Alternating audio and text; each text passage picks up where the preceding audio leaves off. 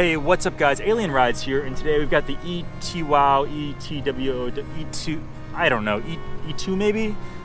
GT electric scooter, and I'm gonna show you what makes this an awesome portable commuter scooter. Subscribe and let's ride.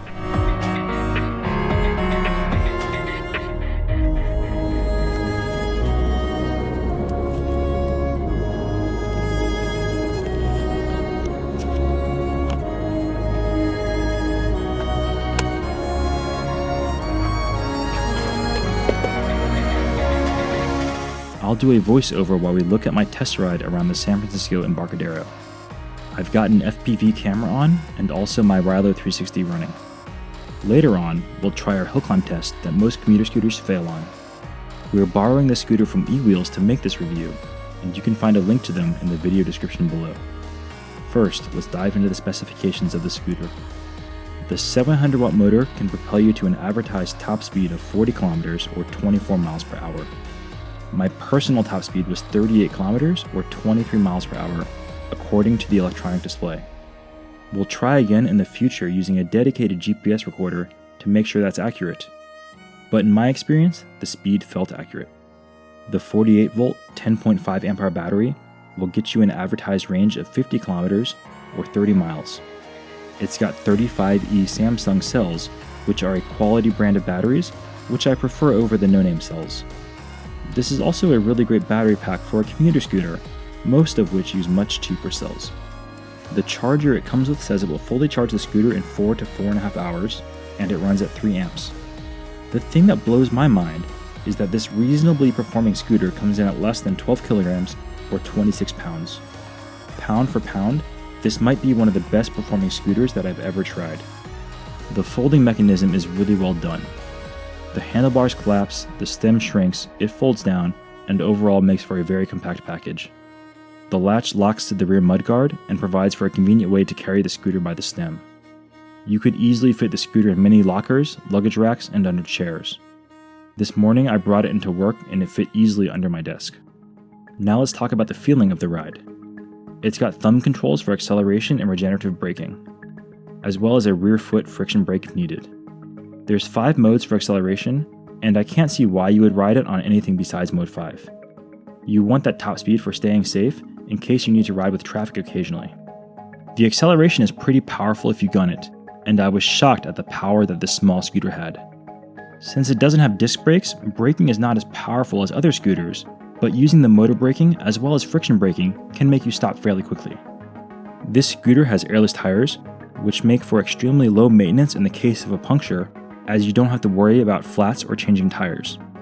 This does mean for a more bumpy ride typically compared to pneumatic tires, but the front and rear suspension here do a fantastic job at handling smaller bumps in the road. You could even do some simple off-roading should the need arise. The GT currently retails for about $1,100 US, and I think you get a really great package for that price. I do think that a lot of prospective buyers might compare this to the Boosted Rev. The GT has a similar top speed, longer range, and lighter weight than the Boosted Rev.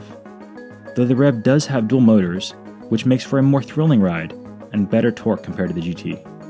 Overall, I think that the GT is just a better commute scooter, has better value than the Rev, and is impressively light for the power that it has. The GT is also packed with features. It's got a rather nice electronic display with physical buttons for the horn and lights. You can use the horn for alerting cars and pedestrians of your presence, but I highly doubt that a car could hear the horn as it's fairly faint, and the small button might be hard to find in a hurry. Another button controls the front and rear lights for visibility, and pressing the brake button increases the brightness of the rear tail light. The overall build quality feels really solid and should last you for a long time. I couldn't immediately find areas that I thought would break quickly. So here we are now at California Street doing our Hillclimb Test.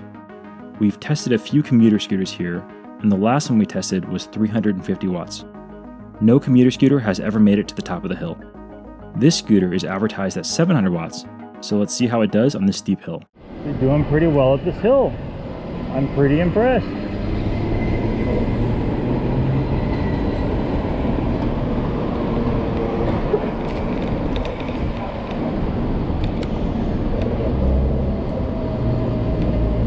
"17 kilometers an hour, 15. Let's see if we can make it to the top of this hill. 13. We're still going up. Not bad.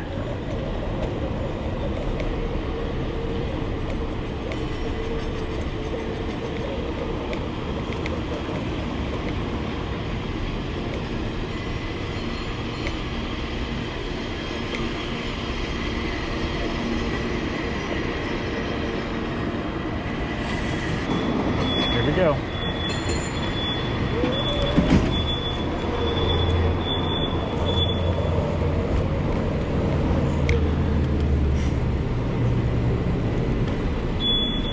I think that's all we got. And I'm stopping. Yep, that's it. As you can see, we didn't quite finish the hill climb, but we did do very well, much better than any commuter scooter I've tried so far, and it would easily finish the climb with a few kicks. This scooter seems to be at a sweet spot and should have plenty of performance for most commuters. In a future video, we'll do a full range test of the scooter at max speed around San Francisco. That's all we got for now for this scooter review. If you enjoyed this video, subscribe, like, hit the bell, whatever other dance I'm supposed to ask for. Thanks so much for watching, and we'll see you all next time.